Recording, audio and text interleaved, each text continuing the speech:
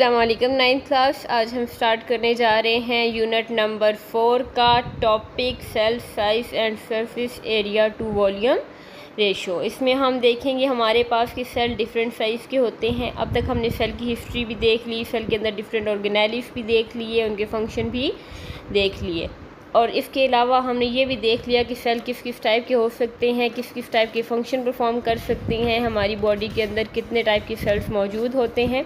तो अब हम उनका क्या देखने जा रहे हैं, surface area to volume ratio, यानी कि उनका वज़न और उनका एरिया बेसिकली कैसे मैच करता है, ये क्या उनका फंक्शन होता है। तो यहाँ से हम स्टार्ट लेते हैं। सेल जो हैं वो वेरी कर सकते हैं मीन के साइज़ में।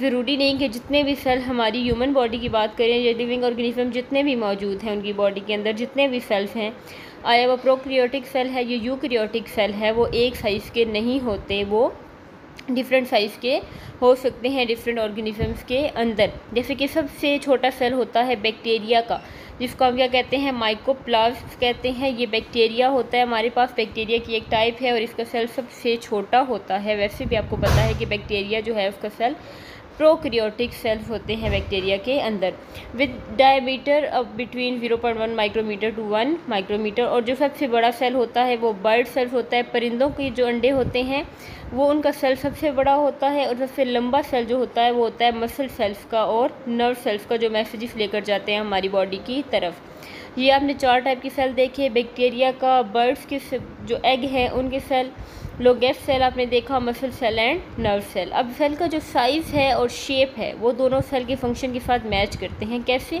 अब परिंदों के जो अंडे होते हैं वो बड़े क्यों होते हैं? क्योंकि उनको ज़्यादा अमाउंट में न्यूट्रिएंट चाहिए अपने यंग वंस को डेवलप करने के लिए। उनके जो बेबीज़ बनते हैं वो, उनका जो एम्ब्रियो होता है वो बेसिकली उनके एग के अंदर ही बन रहा होता है। जो चिकन होता है वो उनके चिक जो है वो एग के अंदर बनता है, इसलिए उनको जो है वो उसका साइज़ बड़ा चाहिए, उनको उतने ही ज़्यादा न्यूट्रिएंट्स चाहिए, इसलिए उनके सेल क्या होते हैं, बड़े होते हैं। मसल सेल्स जो है वो लंबे होते हैं, लॉन्ग होते हैं, क्योंकि उन्होंने डिफरेंट बॉडी पार्ट्स को इकट्ठे जोड़ के रखना होता है, उन्होंने मूवमेंट में हमारी हेल्प करनी होती है, इसलिए मसल सेल्स जो हैं वो लॉन्ग होते हैं। और नर्व सेल्स लॉन्ग क्यों होते हैं? क्योंकि उन्होंने हमारी ब्रेन तक मैसेजेस को लेकर जाना है।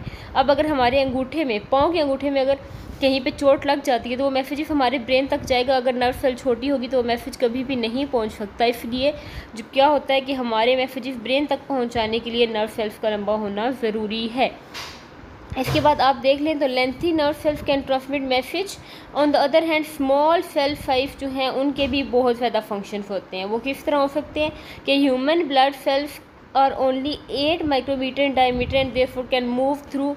और जो हमारे पास ह्यूमन का रेड ब्लड सेल है जिसके अंदर ऑक्सीजन होती है, हेमोग्लोबिन होती है, बेसिकली वो सबसे छोटा सेल है हमारे पास।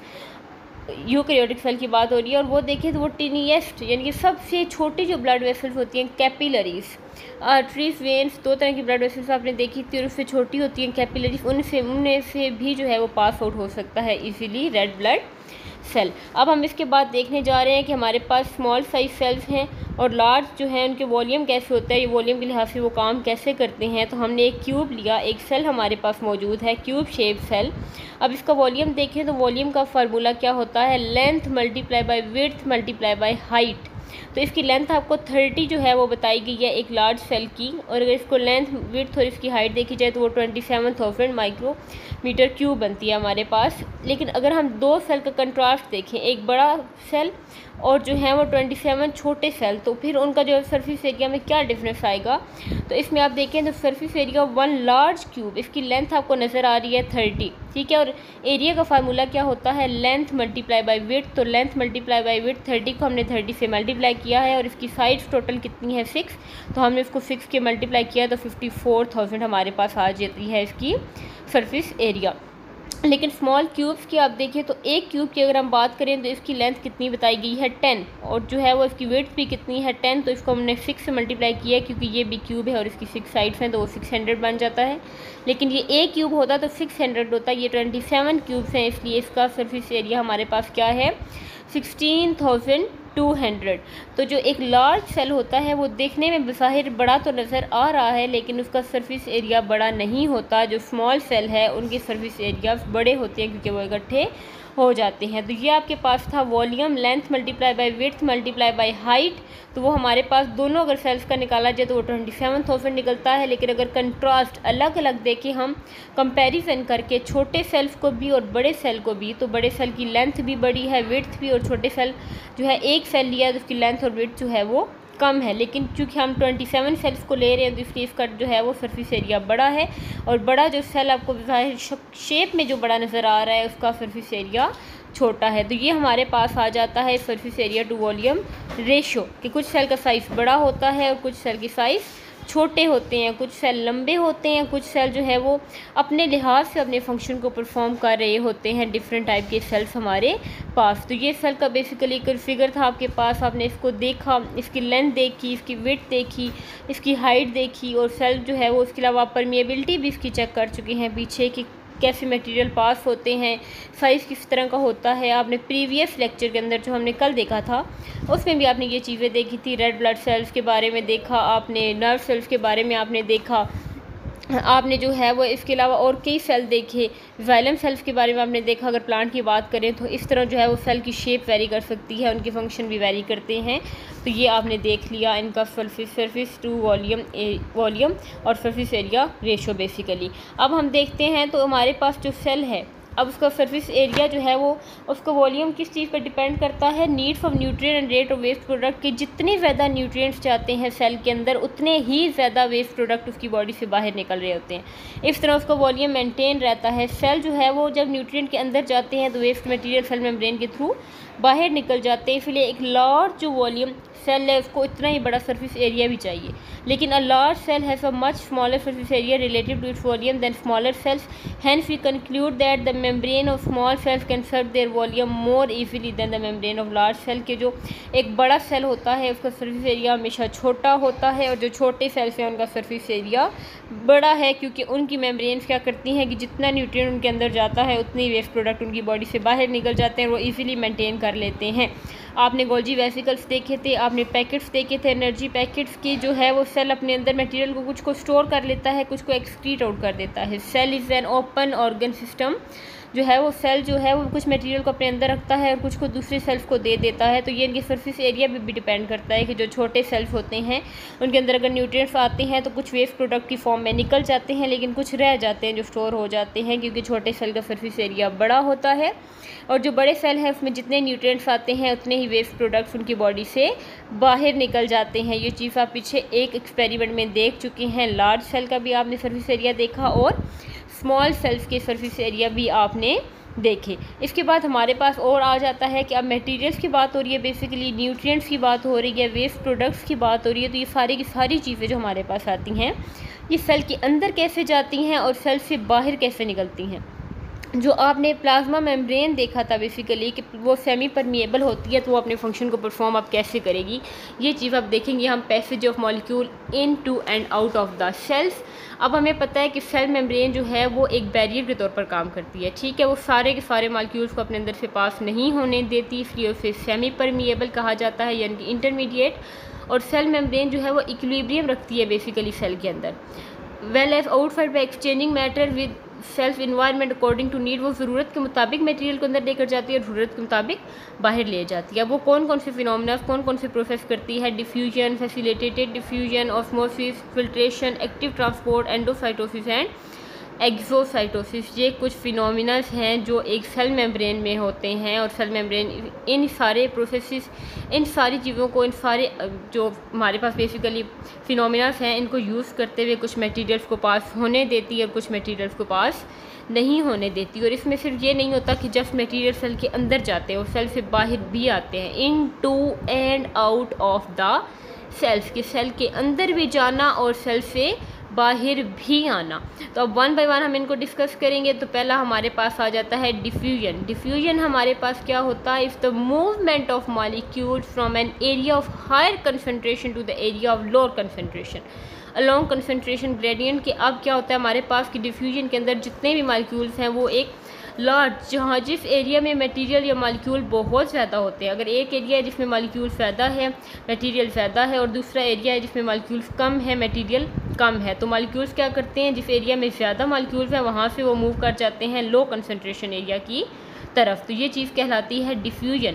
तो मॉलिक्यूल ऑफ एनी सब्सटेंस, वो चाहे सॉलिड हो, चाहे लिक्विड हो, चाहे गैस हो, तीनों की तीनों जो है वो in motion when the substance is above 0 degree kelvin और -73 डिग्री सेंटीग्रेड, क्योंकि आपको पता है 0 से नीचे जाती जाएगी डिग्री तो वो फ्रीज हो जाती है। इन सब्सटेंस मेजॉरिटी ऑफ मॉलिक्यूल जो है वो मूव करते हैं हायर टू लोअर कंसनट्रेशन की तरफ। Although there some that move from, लेकिन इसके अलावा कुछ लो टू हाई भी मूव करते हैं, वो ऑस्मोसिस में जाके हम देख लेंगे। ये ओवरऑल जो मूवमेंट होती है वो होती है हाई टू लो कंसनट्रेशन। ये डिफ्यूजन है कि जब भी molecule high concentration to low concentration move करेंगे तो वो डिफ्यूजन कहलाएगी। और इस लिहाज में क्या होता है कि बैलेंस बन जाता है, मेंटेन हो जाता है इक्विलिब्रियम बेसिकली सेल के अंदर। एग्जांपल्स में देख लें हमारे पास, तो substance within cell as well as across cell membrane, carbon dioxide, oxygen, glucose can cross cell membrane by diffusion, gas exchange in gills. मछलियों के अंदर सांस लेने के लिए गिल्स मौजूद होती हैं और हमारे अंदर लंग्स होते हैं, तो उसमें भी बेसिकली क्या होता है, हमारे पास फ्रॉम हायर कंसनट्रेशन ऑक्सीजन हम बाहर से अंदर लेकर आते हैं। ठीक है, कार्बन डाइऑक्साइड हमारी बॉडी के अंदर अगर फ़ायदा हो जाती है तो उसको हम रिमूव कर देते हैं अपनी बॉडी से from higher concentration to lower. और मूवमेंट जो होती है ग्लूकोज की और स्मॉल इंटेस्टाइन, जब हम खाना खाते हैं वो हमारे मैदे में जाके डाइजेस्ट होता है, पर स्मॉल इंटेस्टाइन में जाता है तो वहाँ पे ग्लूकोज का अमाउंट ज़्यादा होती है as compare to our body, तो फिर वो ब्लड कैपिलरीज के जरिए पूरी बॉडी के अंदर मूव करना स्टार्ट कर देता है। ग्लूकोज जो एनर्जी हम खाना खाने से हासिल करते हैं उसको भी जो है वो हाई कंसनट्रेशन जब उसकी डाइजेस्टिव सिस्टम स्टमक में स्मॉल इंटेस्टाइन में होती है तो वो ब्लड कैपिलरीज में मूव कर जाती है from area of high concentration to low concentration. अब देखें इसमें जो है वो कोई एनर्जी ज़रूरत नहीं हम इस्तेमाल कर रहे, हम कोई भी एनर्जी इस्तेमाल नहीं कर रहे, because cell does not expend energy when molecules diffuse across its membrane। अब किसी भी किस्म की जब मॉलिक्यूल्स के मूवमेंट में किसी भी किस्म की एनर्जी इस्तेमाल नहीं होती तो उसको हम कहते हैं पैसिव ट्रांसपोर्ट। पैसिव ट्रांसपोर्ट, एक होती है एक्टिव जिसमें एनर्जी इस्तेमाल होती है और एक होती है पैसिव जिसमें एनर्जी इस्तेमाल नहीं होती। तो ये आपने देखा डिफ्यूजन की वो क्या होती है, movement of molecule from higher concentration to lower concentration. आपने इसमें स्टमक स्मॉल इंटेस्टाइन की एग्जांपल देखी कि जब उसमें ग्लूकोज ज़्यादा होता है बॉडी के अंदर कम पड़ जाता है, हमें भूख लगती है तो हम खाना खाते हैं ना, हमें एनर्जी चाहिए होती है, हम खाना खाते हैं तो हमारे स्टमक में चला जाता है, वहाँ से वो डाइजेस्ट होने के बाद जो पार्टिकल्स हैं उसकी वो स्मॉल इंटेस्टाइन में मूव कर जाते हैं, फिर वहाँ से वो हमारी बॉडी की तरफ मूव करता है from area of higher concentration to area of lower concentration. तो ये आपने देखी एग्जांपल डिफ्यूजन की। अब जो है वो हम देखते हैं कि ये डायग्राम जो आपको नज़र आ रही है इसमें आपको ये रेड कलर के डॉट्स नज़र आ रहे हैं, ये हायर कंसंट्रेशन से लोअर कंसंट्रेशन की तरफ मूव कर रहा है अक्रॉस द कंसंट्रेशन ग्रेडियंट कि अब हमारे पास मॉलिक्यूल्स जो है वो मूव करते हैं by the mean of diffusion, एक फिनोमेना जिसमें मॉलिक्यूल्स मूव करते हैं हायर कंसंट्रेशन टू लोअर। इसके अलावा जो है आपने ये चीज़ देखी थी कि प्लाज्मा मेम्ब्रेन क्या होती है, सेमी परमिएबल, कि वो कुछ मॉलिक्यूल्स को अपने अंदर से पास होने देती है और कुछ मॉलिक्यूल्स को अपने अंदर से पास नहीं होने देती। अब जो मॉलिक्यूल्स पास नहीं हो सकते उसके अंदर से, लेकिन अगर वो सेल की ज़रूरत है तो सेल के अंदर तो जाएंगे, लेकिन सेल मेम्ब्रेन जो है उसके पोर्स इतने बड़े नहीं है कि वो उसमें से पास कर सके, इसीलिए तो वो फिर कैसे पास होते हैं। आपने एक चीज़ देखी थी फ्लूइड में से एक मॉडल कि उसमें लिपिड बाई लेयर होती है, 2 लिपिड्स की लेयर होती है, सेंटर में प्रोटीन लगे होते हैं, कार्बोहाइड्रेट्स भी आपने देखे थे, कोलेस्ट्रॉल भी आपने देखा था।